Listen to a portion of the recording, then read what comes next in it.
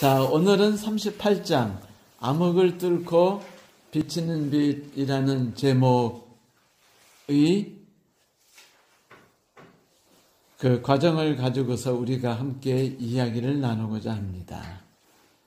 때는 바야흐로 기원전 587년 이스라엘 사람들이 가장 혼란스럽고 그리고 두려움에 빠졌으며 앞날이 어떻게 돌아갈지에 대해서 전혀 예상하지 못하는 그런 혼돈의 시대에 있을 때였습니다.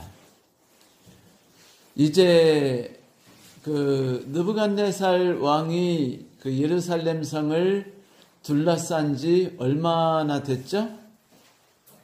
거의 18개월 중에 아마도 한 10개월가량 지나지 않았나 싶습니다. 거의 예루살렘 성을 주변으로 그들이 뭐를 쌓고요?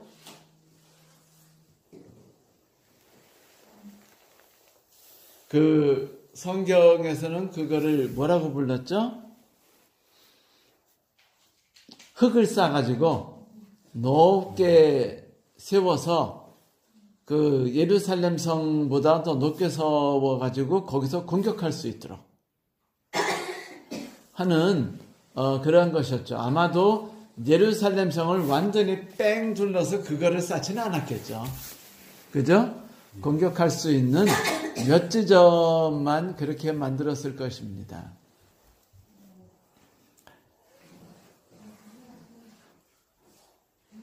이스라엘 사람들이 얼마나 속상했으며 얼마나 불안했겠어요.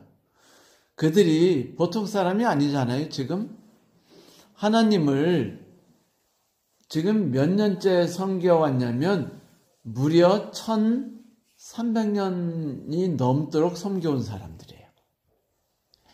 기원전 1800여 년에 아브라함이 하나님을 신뢰하는 가운데 가나안으로 이사와가지고 400년 가까이 지나서 모세가 기원전 11세기부터 10세기 사이에 이스라엘 백성들을 가나안으로 다시 데리고 들어왔죠. 그래서 사사시대가 시작됐고 하나님의 왕국이 거기서 운영되었습니다. 그런데 기원전 11세기경에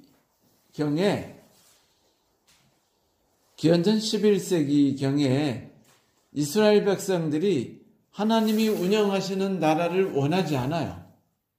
왜냐하면 하나님이 운영하시는 나라는 언제든지 모든 것에 뭐가 없냐면 계획이라는 게 없어요.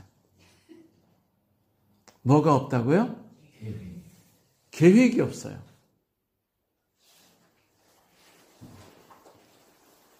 계획이 없다는 게 어떤 것인지 상상이 가시죠? 집안에서의 삶도 모두가 계획이라는 것이 있잖아요. 그런데 일정하게 자기의 가정과 자기의 인생과 미래에 대한 뚜렷한 계획이 없는 사람들은 주변의 환경에 의해서 쉽게 흔들립니다. 요즘 30대들이 연끌해가지고 갭투자 아파트 하다가 아파트도 어려우니까 그 다음 뛰어든 게 이제 빌라죠. 네, 다세대 주택으로 뛰어들었습니다. 왜 뛰어들었나요? 불안하기 때문이에요. 지금 무언가 하지 않으면 앞으로 영원히 없다라는 생각을 하고 있습니다. 그들은 자기 인생에 대해서 다른 사람들에게 오랫동안 물어보거나 공부하지 않았기 때문에 처음에는 집값이 오를 때 신경 쓰지 않다가 한 명이 이득 보고 그 다음에 3명이 이득 보고 9명이 이득 보고 나 혼자 남았어요. 나 혼자 남으니까 이제 내가 안 오면은 나는 완전히 도태되는 사람이 되겠구나라는 두려움 때문에 뛰어들게 되는 것이죠. 그런데 오랜 인생을 사신 분들은 다 알죠. 세상이 굴곡이 있어요. 그리고 꾸준하게 열심히 성실히 살아가다 보면은요, 다 꿈을 꾸는 사람들에겐 때가 반드시 찾아오는 법이고, 그것을 성실하게 살아간 사람들은 준비할 수 있는 법입니다.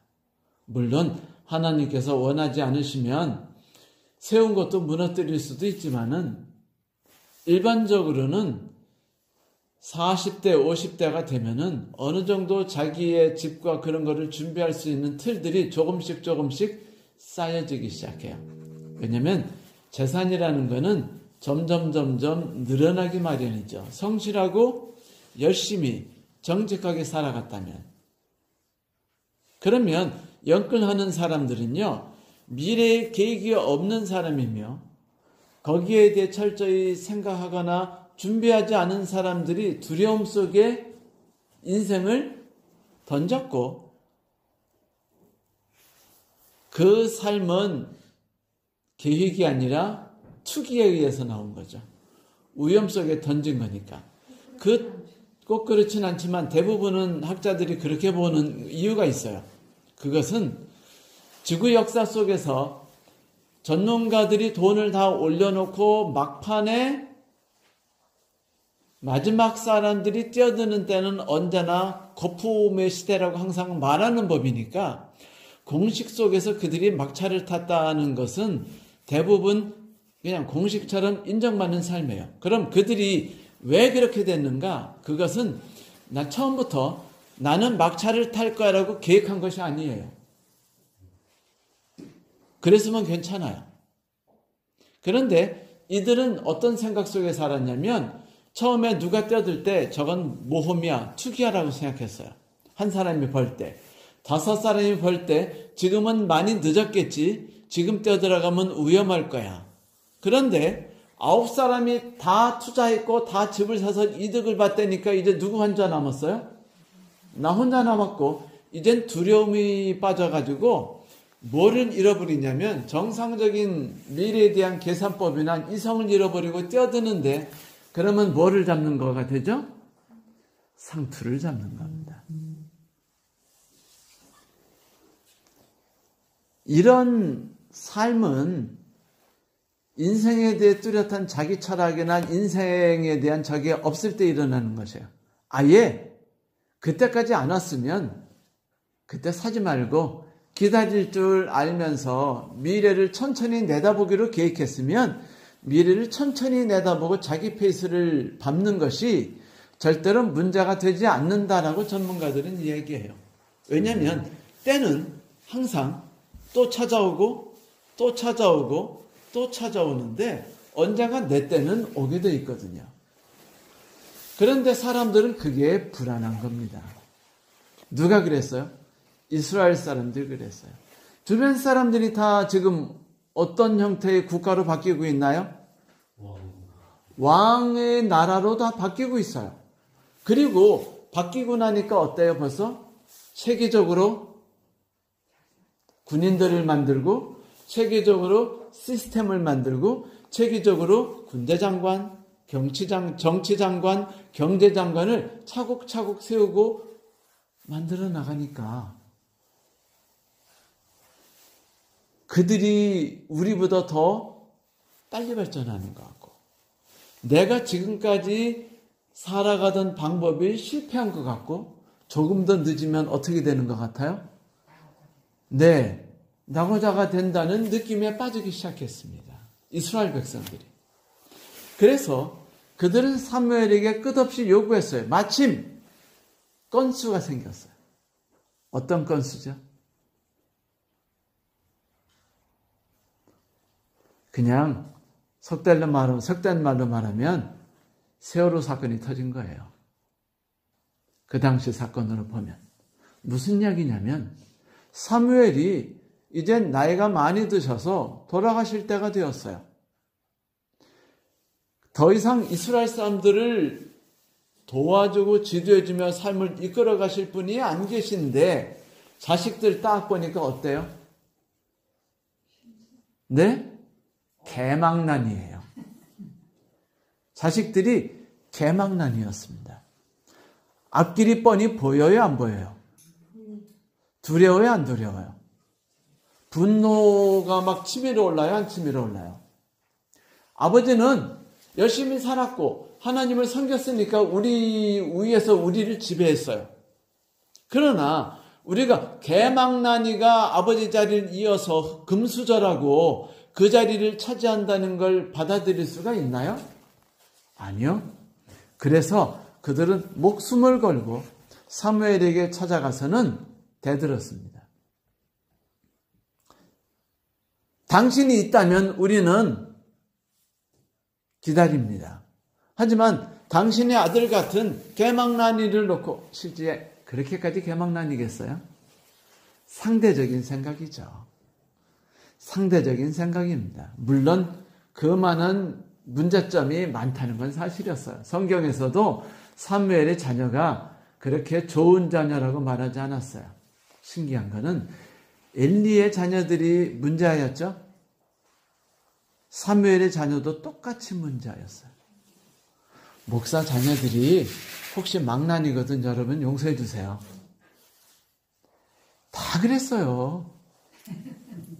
훌륭하신 사무엘님도 그러셨고 훌륭하신 다윗님도 아들들이 개망난이었어요. 솔로몬까지 최악의 인물들로 가득 차 있던 것이 위대한 인물들의 자손들이었습니다.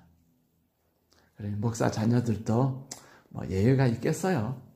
여하튼 분노했어요. 그래서 이들이 말하는 게 뭐냐면 이제는 더 이상 훌륭한 사람의 의지에서 살아가고 싶지 않다. 그때.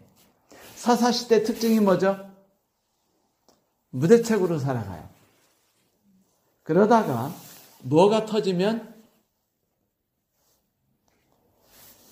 주변 민족 국가가 쳐들어와서 지배를 해서 이스라엘 사람들을 괴롭히기 시작하고 이스라엘 사람들이 하나님께 살려달라고 울부짖으면 그때 하나님이 누구를 마지못해 꺼내시는 것처럼 사사를 보내주셨다 이겁니다. 이거는 언제나 사후대책 같죠? 사전 계획 같지 않아 보이죠?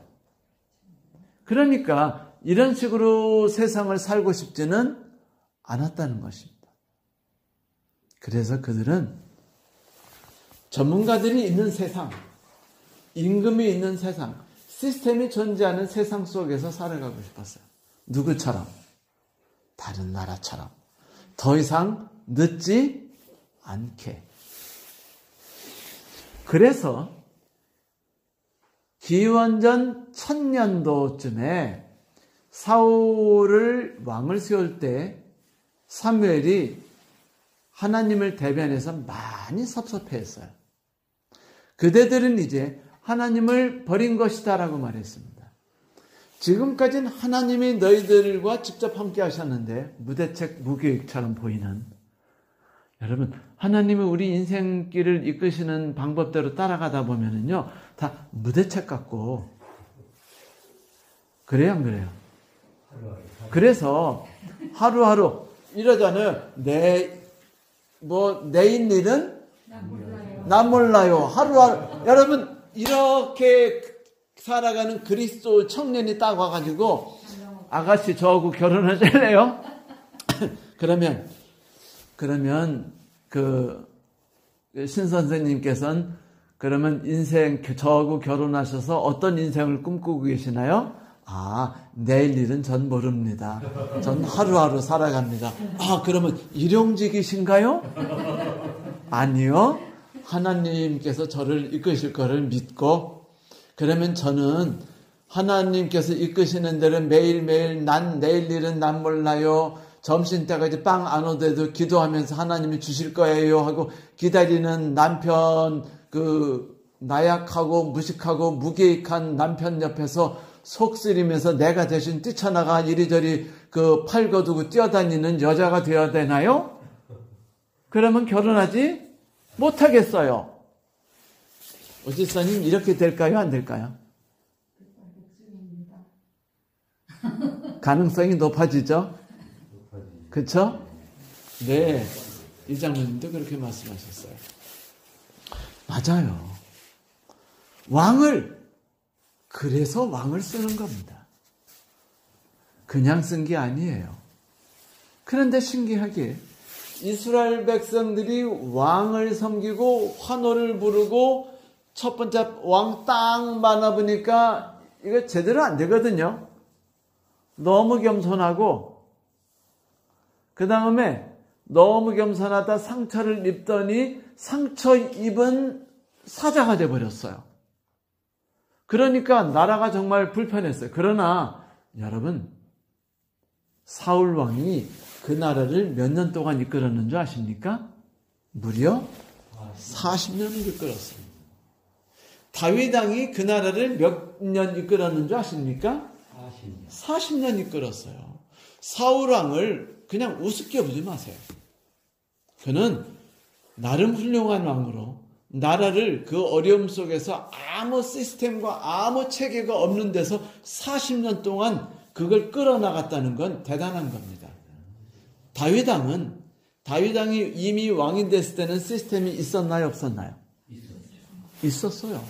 사울 왕이 이미 정비를 다 해놓은 상태입니다. 달라요. 무조건 욕하면 안 됩니다. 자, 그런데 다윗 왕이 왕 된 다음에 통일 왕국을 이루고 모두 꿈을 꿨죠. 멋진 나라가 될 거라고. 그런데 다윗 왕이 돌아가신 뒤에 솔로몬이 뒤를 이어받아 가지고 몇 년 왕 노릇했을까요? 40년. 세 번째 40년이에요. 40년이 되고 이스라엘이 쪼개집니다. 그 이야기는 이미 솔로몬 때 이미 나라가 산산이 갈라져 있었어요. 그래도 솔로몬 때 갈라지지 않은 거는 히스기야 때 하나님이 나라를 치지 않으신 것 같아요. 네가 문제가 많고 네가 큰 실수를 저질렀으나 그러나 네가 하나님 안에서 선한 일을 했으니 내 때는 피하게 해주마. 히스기야에겐 저주였죠. 제가 말씀드렸잖아요. 그 뒤에 그 사건 뒤에 히스기야는 성경에서 이름이 나타나지도 않고 기록도 나타나지 않은 슬픈 사람이 되었다. 솔로몬 역시 그의 생애 속에 이미 너무 악한 삶을 살았으면 너무 짓밟았기 때문에 솔로몬 생전에 하나님이 이미 다른 왕을 세우고 계셨어요. 여로보암이라는 왕을. 그리고 나서 이스라엘이 갈라지고 난장판되고 서로 싸우면서 이스라엘은요, 훌륭한 왕이 오면은 나라가 부흥했다가 그러지 않은 대부분 나라 되면 어떻게 됐죠? 나라가 무너져버리고 부흥했다 무너져버리고 또 다시 커졌다가 무너지는 게 여러분 그러면 왕이 있던 때와 왕이 없던 때와 차이가 뭔가요? 침범 안 당했습니까? 똑같이 침범당했어요. 그러면 힘든 세월을 안 지냈나요? 백성들은 똑같이 힘든 세월을 지냈습니다. 왕 때도 똑같이 폭력을 휘두르는 자, 강한 자, 깡패들, 부자들, 힘있는 자들이 연약한 자들을 괴롭혔으며 동정심이 없는 세상을 끌어간 거 여전히 똑같았으며 우상을 섬기는 것도 여전히 똑같았어요. 그건 뭐냐면 세상의 법과 세상의 지혜와 세상의 방법과 세상의 힘이 그대로 따랐다 해서 더 나은 삶이 전대로 찾아오지 않았다는 걸 성경은 알려준 겁니다. 그러면 여러분 왕정이 몇백 년이었는 줄 아세요? 500년이에요. 그러면 여러분 사사시대가 몇 년이었을까요? 똑같이 500년입니다. 그러면 두 500년 속에서 사람들의 삶이 왕정 때와 사사시대 중에서 어느 것이 더 낫느냐라고 누가 묻는다면 대답할 수 없어요. 하나님이 사사시대는 최종적으로 멸망시키지 않으셨지만 이스라엘이라는 왕국은 어떻게 하셨죠? 멸망시키셨어요.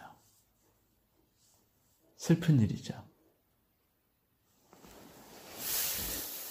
500년이 지나서 기원전 587년 시드기야 왕이 10년 때 되는 해, 이제 마지막 해입니다. 몇 달 안 남았어요. 그때 모든 이스라엘 사람들은 공포에 빠졌고 두려움 속에 빠지게 되었습니다. 그들은 어찌할 바를 모르고 살았어요. 많은 사람들은 이렇게 생각했죠. 난 하나님을 섬겼고 교회를 다녔으며 헌금을 드렸고 열심히 살아갔는데 왜 나의 삶에 미래가 존재하지 않고 나의 삶은 이렇게 어려움을 당하는가? 사람들이요, 하나님께 벌을 받고 싶어 하지 악인들에게 사기당하고 싶어 하진 않아요. 하나님이 나를 치시길 바라지 악인이 내 가족을 폭행하고 강간하고 살해하는 것을 보고 싶어 하지 않습니다. 맞죠? 네? 하나님이 다윗에게 그래 어떻게 너를 벌하랴? 외국 사람이 칠까? 아니면 네가 도망갈래? 아니면 내가 연병을 내릴까라고 말할 때 다윗이 말한 게 뭐죠? 하나님이 치세요. 그러면 자존심은 안 상해요. 그래 안 그래요?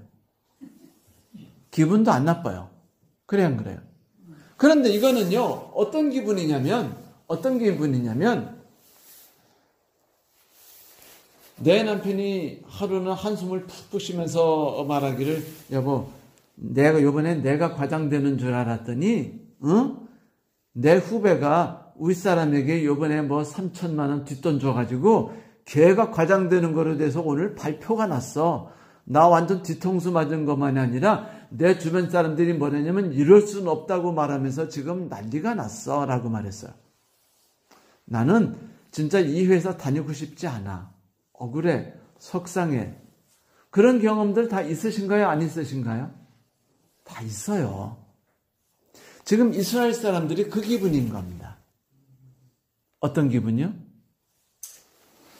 하나님이 벌하시지 엉뚱하게 어떤 나라가 포악할 이를 데 없고 악독하고 이기적이고 우상을 섬기며 하나님이라고는 절대로 경멸하고 우습게 생각하는 존재가 와가지고는 짓밟는 거예요.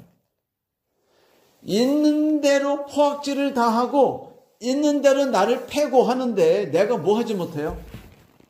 맞서 싸우지 못해요. 맞서 싸우고 싶죠. 그런데 성경에선 뭐래요? 상대방이 나를 왼뺨을 치니까 뭐 하지 말아요? 오른뺨을 내놓으래요. 집사님 이런 소리 들으면 짜증나죠? 왼뺨 치는 사람들 많아요. 제일 먼저 우리의 왼뺨 치는 대상이 대개 이제 첫 번째 원흉이 남편이고 그 다음에 시어머니죠. 그 다음에 이제 직장 동료, 직장 상사, 이런 왼수들이 많아요. 뺨치는. 그때마다 우리는요, 당할 때 억울해요, 안 억울해요? 속상해요, 속상하지 않아요? 그러면 맨날 지고 살아야 되나요? 아니면은 지렁이도 꿈틀해 봐야 할까요? 억울한 겁니다. 하나님이 날 벌하시는 것과 세상이 날 사기쳤거나 뺐거나 하는 건 다른 얘기예요. 정말로 다른 얘기입니다. 그러니 이스라엘 사람들은요, 지금 희망을 잃어버린 거예요. 여기에는 많은 사람들이 성실하게 교회 다니고 성실하게 헌금 내고 성실하게 그 산 사람들이 얼마나 많았는지 몰라요. 그런데 모두 다 고통당해요. 누구도 잡혀갔어요? 다니엘이 이미 잡혀갔습니다. 에스겔 이미 잡혀갔어요. 그리스도인이 아니에요? 훌륭한 그리스도인이었습니까? 네, 그렇습니다. 이런 와중에 예레미야는 감옥에 갇혔습니다. 그래서 고통당하고 있었어요. 아무도 희망이 없었어요. 제가 말씀드렸죠. 성 안에 있는 사람들은 굶어 죽고 있었고 부모들이 자식을 삶아서 먹었으며 시체가 남아나질 않고 시체는 몽땅 다 먹어버렸다. 이 정도 심각한 위기에 빠졌을 때 모든 사람들이 희망을 잃었어요. 그런데 지금 예레미야는 계속해서 뭐라고 말할 수밖에 없어? 뭐만 말했죠? 멸망한다. 또 항복해라. 좀 맞서 싸우라고 하면 돼요. 제 인생에 저를 가장 행복하게 했던 두 순간이 있는데, 첫 번째는 초등학교 3학년 때 제가 친구한테 얻어 터진 다음에 울며 집에 가니까 저희 형이 쫓아와서 걔를 막 선생님 앞에서 있는 대로 패가지고 네? 저를 시원하게 해줬던 때, 저 영원히 잊지 않아요. 행복했어요. 짜릿했습니다. 두 번째, 친구가 저에게 염소똥 놀렸을 때 그 의자 들고 쫓아가니까 도망가는 거 그 2층에서 내리 찍어가지고 걔가 피를 철철 흘리고서 그 했던 거 지금도 안 잊어요. 행복하고 짜릿했거든요. 보복, 나는 너에게 지지 않아. 최소한도 악을 행하는 너한테는 질 수 없어. 누구한텐 져도? 열심히 공부해서 1등하는 애는한테는 내가 질 수 있어도 그 선생님한테 뒷돈 줘가지고 시험 문제 받아가지고 성적 좋아가지고 합격하는 내 놈한테는 내가 지기 싫다는 거예요. 그런데 희망 얘기는 거의 없고 계속 포기해라, 너는 잡혀간다라는 이야기를 하면서도 희망을 이야기했지만 예레미야가 희망을 이야기할 때 힘이 있을까요? 없을까요? 힘 없었어요. 정말 힘 없었습니다. 그러던 어느 날 드디어 오늘의 사건이 터지는 겁니다. 제가 왜 서론을 길게 했을까요? 그것은 심정을 이해할 수 있도록 하기 위해서예요. 자, 어떤 사건이 터졌나요?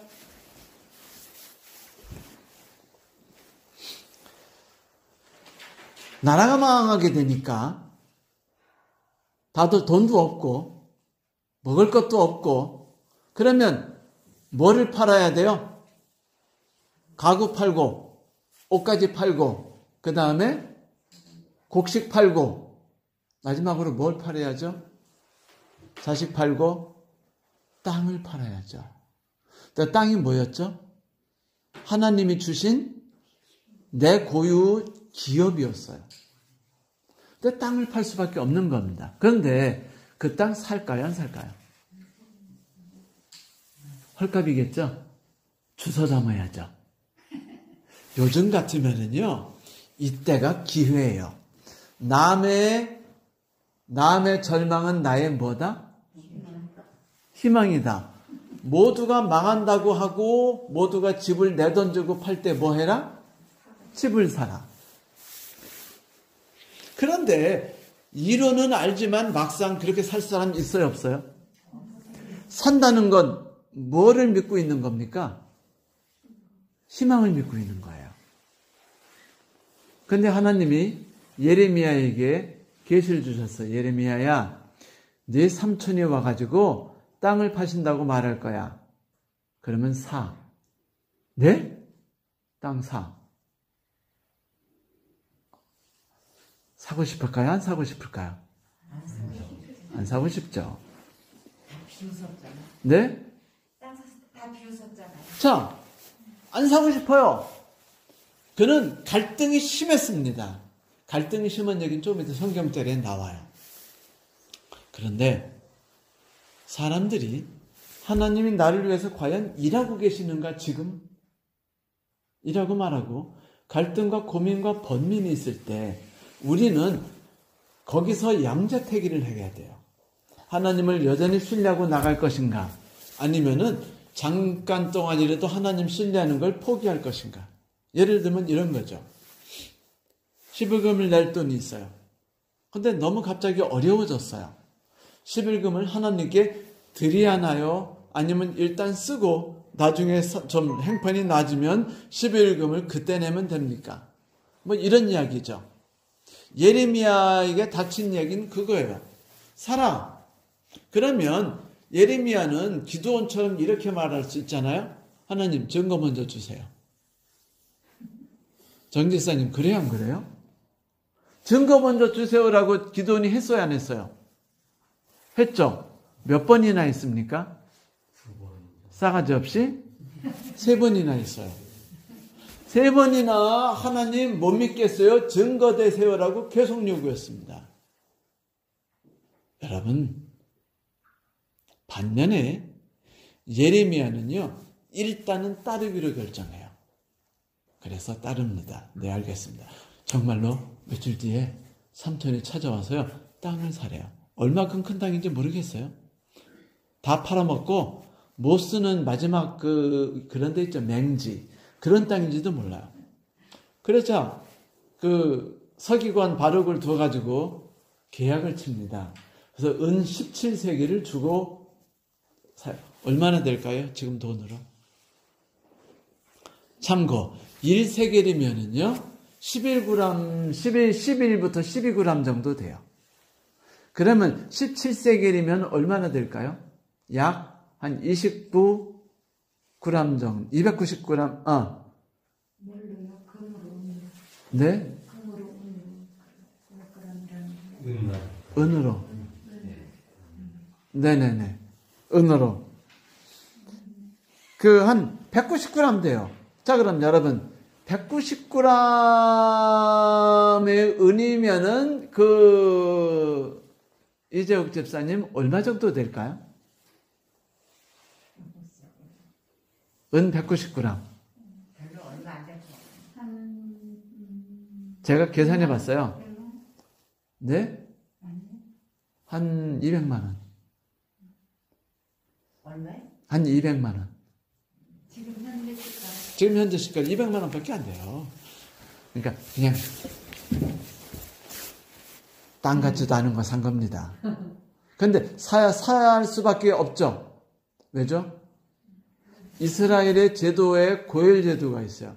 친척이 어려움을 당합니다. 그 친척이 땅을 팔게 돼 있어요. 그러면 나중에 친척이 희망을 가지고 그 땅을 다시 되살 수 있는 권리를 갖고 있기 때문에 그 땅을 누구에게 팔죠? 친족에게 먼저 팝니다. 밖에다 팔았으면 친족이 그걸 사줘야 돼요. 자, 그래서 친족에게 먼저 살래? 그러니까 예레미야가 네 사겠습니다라고 그러고 지금 돈 한 200만 원 내고 계약을 해요. 그때는요, 그 계약을 하면은요, 그 2장에다가 계약서를 썼어요. 한 장은 말아가지고 그 촌농 떨어뜨려서 봉인을 하고 그 다음에 그 토기에다가 넣고 또 한 장은 봉인을 안 넣고 열어놨어요. 왜냐면 모든 사람이 열람할 수 있도록. 그러니까 하나는 공개, 공식용, 또 하나는 내가 개인적으로 보관하는 개인용입니다. 그래가지고 그거를 한 다음에 이제 돈을 주고 샀습니다. 사놓고 속 쓰래요, 안 쓰래요? 내가 옳은 일을 한 건지 아닌지 모르지만 일단은 무조건 하나님 뜻을 따랐어요, 안 따랐어요? 바로 그거예요. 여러분, 예레미야가의 훌륭한 점이 뭔지 아세요? 신뢰해야 되는지 아닌지 앞길이 혼돈스럽고 무엇을 어찌해야 될지 모를 때 하나님을 따르는 것이 옳은지 안 옳은지 모르는 것처럼 보일 때 그리고 내 주변에서 하나님 뭐 따른다고 뭐 별 시덥지 않을 때 그때 하나님 뜻을 따르는 건 힘들어요. 그때 대부분 사람들은 먼저 기적을 보여주세요라고 말하고 싶지 않겠어요? 그런데 예레미야는 먼저 잠잠히 하나님 명령을 따릅니다. 그는 실망했어요. 그는 의심 속에 있었습니다. 그는 회한에 빠졌어요. 눈물 속에서 이제 하나님께 질문을 던져 계약 다 치고 저녁에 집에 돌아와서 하나님께 속상하다고 말합니다. 하나님, 수백 년 전부터 우리들이 하나님 뜻을 어긴 뒤로 이제 결국 우리나라가 어떻게 됐습니까? 바빌론에 의해서 망하게 됐습니다. 그런데 저는 당신 뜻을 따라서 땅을 샀습니다. 무슨 얘기 같아요? 저 헛산 것 같아요. 잘못 산 것 같아요. 저 두렵습니다. 제가 지금 이렇게 하나님을 신뢰하는 방법이 옳은가요? 제가 하나님을 믿고 따르지만 저 불안하고 두렵고 분노도 치밀어 오르고 너무 억울하고 사람들은 저보고 미친놈 속아 샀다고 그러고 지금 문제가 보통 심한 게 아닙니다. 아마 예레미야가 결혼해서 아내가 있으면 아내가 남편을 막 짓밟았을 거예요. 그러자 그때 하나님이 응답하십니다. 하나님의 응답이 언제 찾아온다고요? 보이지 않지만 잠자코 하나님을 의지하고 붙들고 신뢰하자 그때서야 하나님께서 응답하셨다는 것이죠. 그리고 하나님이 이제 이야기를 시작하셔요. 예레미야야, 모세 때부터 지금까지 이스라엘 백성들이 악행을 저지른 것을 하나하나 살펴보면은 상상을 초월한다. 자, 시스템이 중요한 게 아니야. 중요한 건 너희들이 나를 떠난 것이며 나와의 신뢰관계를 깬 거야 라고 말합니다. 그래서 바벨론이 와서 나라를 완전히 뭐 할 거야. 그러나 너는 계약을 맺었지.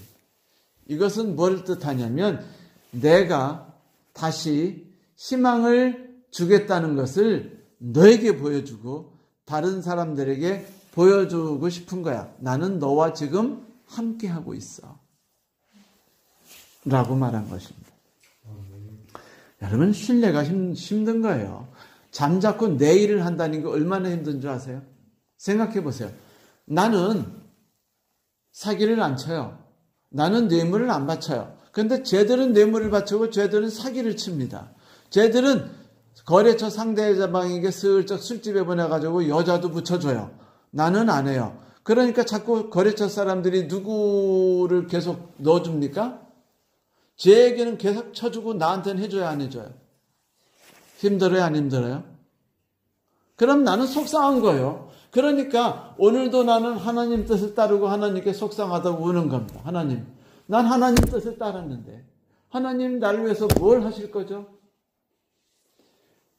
아이젠하워가 소령을 딴 지 3년이 지나도 4년이 지나도 승진을 안 하는 거예요. 그런데 아이젠하워에게 뭐를 준 줄 아세요? 여러분, 승진하려면 장교가 돼서 승진하려면 어디로 가야죠? 야전으로 가야 돼요. 힘든 곳으로 가야 합니다. 전투하는 곳, 전방 이런 데 가야 승진이 빨라요. 그런데 교육장교를 시켰어요. 소령시켜서 뭘 하는 겁니까? 내 인생 끝났다는 겁니다. 네 인생 곶다구로 살았지? 응? 뇌물도 안 바치고 네 마음대로 살아갔지? 좋아. 너 그러면 교육장교로 그냥 인생 끝내. 아니면은 버티기 힘들어? 그럼 옷 벗어. 그러니까 속상했어요. 그러니까 아이젠하워가 아내에게 그냥 울분을 토하자 아내가 뭐랬는지 아세요? 여러분, 나는 당신이 살아간 방법이 옳다고 생각해. 그리고 왜 이렇게 초조한 거야? 당신이 미래를 당신이 지금 살아가는 대로 꾸준히 살아간다면 언젠가 당신의 길은 반드시 오게 돼 있어. 지금 당신이 할 일은 하나야. 교육장교로서 가장 멋진 사람이 되도록 해봐. 그래서요, 아이젠하워가 아내의 말을 받고 충격을 받아요. 그래서 그가 교육장교로 최선을 다합니다. 아주 유명해져요. 전략을 짜고 그 부분에 있어서 아주 뛰어난 자가 되니까 어떻게 됐어요? 나중에 뭐가 된 줄 알죠? 군대 최고위자가 되더니 그 다음에 대통령이 됐습니다. 예레미야 느낌이 팍 들죠? 맞아요. 성도 여러분, 쉽지 않은 삶을 예레미야는 했습니다. 289쪽에 이전 증명서에 날인하고 증인들의 연설을 얻은 예레미야는 그의 서기 바룩에게 명했다. 이 증서 곧 인봉하고 인봉하지 않은 매매 증서를 취해 두 개죠. 토기에 담아 많은 날 동안 보존케 하라. 만군의 여호와 이스라엘의 하나님이 내가 이같이 말하노라. 사람이 이 땅에서 집과 밭과 포도원을 다시 사게 되리라 하셨다니라. 지금 싼 값에 샀어요, 안 샀어요? 대박 난 거예요. 그리고 하나님이 예레미야에게 뭐라고 말하는 줄 아세요? 하나를 이야기해요. 이제부터 제가 두 가지 이야기를 여러분께 말씀드릴 겁니다. 첫째는 예레미야에게 하나님이 뭐라고 말씀하시냐면, 어떤 환경에서도 나를 굳게 신뢰하고 말씀 속에 살아갔던 예레미야야, 너의 삶에 대해서 네가 눈물 속에 궁금해하는 답을 내가 답하마. 첫째, 이스라엘 백성의 모든 죄에 대해서 끝없이 참으면서 징책하고 이끌어주고 감싸안고 상처를 치유하고 하면서 이끈 세월이 무려 몇 년이었다? 1000년이었다. 그 삶이라는 긴 세월은 나는 인내와 인내 속에, 끝없는 사랑 속에 너희들을 감싸 안았어. 그런데 너희들이 나와의 언약관계를, 예레미야 31장 32장 지금 나가는 겁니다. 나의 언약관계를 너희들이 깨뜨려서 나와 떨어져 나갔으니 나는 너희에게 더 이상 기존 방법으로 너희들을 돌볼 수 없어. 이제 내가 너희를 다시 품에 안을 수 있는 방법은 하나야. 첫째, 너희들이 완전히 너희들이 방법 속에서 망하는 거야. 왕정을 택했어요. 사물 앞에 택했습니까? 세상 방법대로 살려고 하고 세상의 시스템대로 살려고 하고 그 제도대로 따라가며 그들의 지혜대로 살려고 하는 결과 그들은 결국은 망합니다. 포로로 잡혀가요. 그 뒤에 그들을 이제 하나님께서는 다시 복구하신다고 했을 때는요, 그것은 새로운 삶입니다. 여러분, 새 언약이라는 거 기억나세요? 하나님이 예레미야에게 새 언약이라는 말씀을 바로 이때 하셨어요. 성경에 나오는 가장 위대한 말, 새 언약이라는 단어가 예레미야 31장, 예레미야 32장에 나타나는데 그 모든 사건이 바로 이때 나타납니다. 세상의 절망, 하나님의 인내의 끝, 하나님의 심판. 그러나 하나님이 그들을 이제 새로운 언약 속에서 그들을 새로이 데려오려 합니다. 바로 그거죠. 자, 사단에 의해서 죽었던 아담을 예수 그리스도로 인해서 새로 뭐 한 거예요? 새로이 가족으로 삼아주시는 방법인 겁니다. 우리가 침례를 받음으로 죄에 대해서 죽어버리고 그리고 의에 대해 새로 부활하는 거예요. 그들이 왕정을 의지하는 삶은 영원히 파멸되고 영원히 죽는 겁니다. 하나님을 의지하지 않고 세상을 의지하는 삶은 영원히 끝난 거예요. 언제? 기원전 587년. 이제 더 이상 하나님 없이 세상 제도와 세상 의지대로 살아가는 건 끝났습니다. 없습니다. 이젠 뭐가 그들을 찾아와야 할까요? 하나님과의 관계입니다. 하나님과의 개별적 관계. 예레미야 32장에 너무 놀라운 마음이에요. 내 마음이 너희들 속에 들어가며 내가 너희들 속에 들어간다라는 위대한 이야기가 여기서 등장하게 되는 겁니다. 화이pun의 말씀도 여기서 나오죠. 성도 여러분, 292쪽 한번 어느 분이 읽어주시겠어요? 중간에 한때 세상에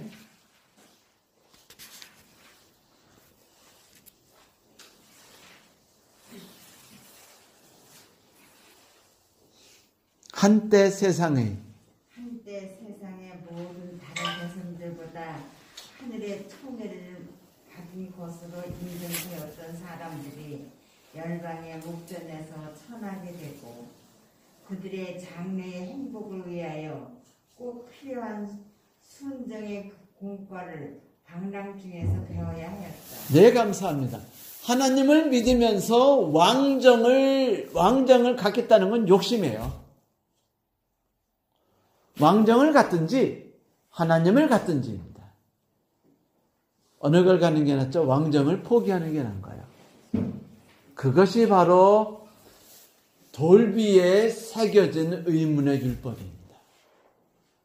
내가 예배를 드리고 내가 교회를 다니며 내가 헌금을 드리지만 마음은 어디 법을 따르고 있어요? 세상 법을 따르고 있는 겁니다. 왕정을 섬기면서 하나님을 섬겼더니 하나님이 어떻게 해버리셨어요? 그들이 의지하는 왕정이 영원히 멸망시켜버리신 겁니다. 그리고 더 이상 그들이 세상을 의지하지 않도록 완전히 무너뜨린 다음에 사단의 세상 속에서 직접 하나님이 어떻게 하셔요? 그들을 감싸 안으신 거죠. 그들과 새로운 언약을 맺으신 거예요. 그들을 돌보시는 거죠. 이제는 그들은 세상을 두려워하지 않고 누구를 두려워하며 사는 삶을 살게 하셔요? 하나님을 두려워하며 하나님을 경외하며, 그래서 하나님의 마음과 하나님의 정성이 심어졌단 말이 예레미야 32장 40절에 나타나는 겁니다. 네, 하나님의 법이 그들에 심어진 거예요. 새 언약이 그들의 마음에 쓰여진 겁니다. 누구를 포기하니까? 세상을 포기하니까. 자, 그러면 이 이야기가 예수 그리스도에 성취됐다면 예수 그리스도는 등장하시면서 뭐라고 외치시면서 오는 것이 가장 합당할까요? 마태복음의 4장에 나왔죠? 천국이 가까이 왔다라는 겁니다. 세상의 왕국은 끝났어요. 헤롯 시대의 왕정 속에서 그들이 뭐를 갖고 있었어요? 죽은 시체의 망령을 모시고 살아갔습니다. 하나님이 거부하신, 멸망시키신 왕정을 그들이 다시 한번 붙드는데 그것이 뭐예요? 망령 같은 거예요. 그때 하나님이 뭐래요? 천국이 가까이 왔다. 세상의 왕국을 영원히 어떻게 시키시는 겁니까? 결연시키고 그 다음에 뭐로? 하나님의 왕국이 우리를 지배하고 우리와 함께 할 수 있도록 하나님이 하시는 일이 등장한다는 걸 보여주려고 마태복음은요, 천국이 온다고 말하는 거예요. 세상의 시스템이 아니라 하나님이 이끄시는 삶 가운데 우리를 불쌍히 여기시며 우리를 동정하시는 왕이신 하나님이 직접 다스리시는 삶을 경험해보라는 거예요. 그것이 얼마나 우리에게 멋진 것인지 경험해보라는 겁니다. 이렇게 해서 38장이 마쳐집니다. 사랑하는 성도 여러분, 그래요. 38장은 우리에게 이런 몇 가지를 가르쳐주고 있었습니다. 세상의 왕국을 의지할 것인가? 아니면 하나님의 왕국을 의지할 것인가? 삶입니다. 둘 다 똑같은 그리스도인들이에요. 그리스도인인데 세상의 왕을 붙들고 살아가려는 사람. 그리스도인인데 하나님의 왕국을 붙들고 살아가려는 사람. 그 속에서 갈등과 번민하면서 상처투성이로 하나님의 말씀을 따른 뒤에 눈물로 나가서 하나님께 그날 밤중에 하나님, 저는 땅을 샀는데 남은 건 상처뿐이고 눈물뿐이고 고통뿐입니다. 당신이 과연 저희 미래를 어떻게 계획하고 계신 겁니까? 라고 그때 물었을 때 하나님이 하신 예가 뭐라고요? 두 가지라고요. 첫째는 나는 끝없이 인내했다. 너희들이 나를 버렸는데도 나는 사랑으로 끝없이 너희를 붙들고 그 안에서 너희를 이끌려 했지만은 사단의 왕국을 의지하며 왕국 시스템을 의지하는 상황 속에서는 영원히 내가 너희들과 함께 할 수 없으므로 나는 세상의 왕국은 멸망시키려 한다. 그리고 나는 이제 너희와 새로운 언약 관계, 새로운 왕국의 삶 속에 내가 너희 하나님이 되고 네가 나의 백성이 되는 삶으로 이끌려고 하니 그것이 바로 새 언약이다. 이제 내가 너희 하나님이 될 거야. 라고 그날 밤에 대답해 주셨다는 거죠. 예레미야가 힘이 생겼을까요? 그래서 내가 그 땅을 너에게 사라고 미리 말해준 거야. 너 우연히 된 것 같지? 아니야. 내가 너에게 그것을 사라고 말했던 것은 그 모든 과정에 내가 너와 함께하며 하나님의 말씀을 따르는 사람과 신뢰하고 순종하는 사람에게 어떤 삶을 줄 건지를 내가 지금 너에게 보여준 거야. 너는 희망이 있어. 왜? 내가 너에게 희망을 그려줬으니까. 넌 미래에 대한 약속을 받았어. 왜? 내가 너에게 약속을 심어줬으니까 라고 그날 밤 말씀하셨어요. 성도 여러분, 그런 약속 받고 싶지 않으세요? 이 혼동스러운 삶 속에 그러하시다면 오늘 이 순간에 세상의 왕국이 바벨론 왕국에 의해서 내가 섬기는 왕국이 무너져 나갈 때 그 나라를 붙들려 하지 마십시오. 과감히 바벨론에 사로잡혀 가십시오. 그리고 과감히 이제 하나님께서 새로운 삶 가운데서 나를 붙들고 이끄실 것을 기대하고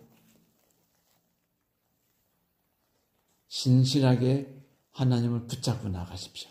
마치 어린 양이 누구를 따라가는 것처럼 목자를 신뢰하는 것처럼 하나님께서 우리와 함께 하실 것입니다. 감사합니다.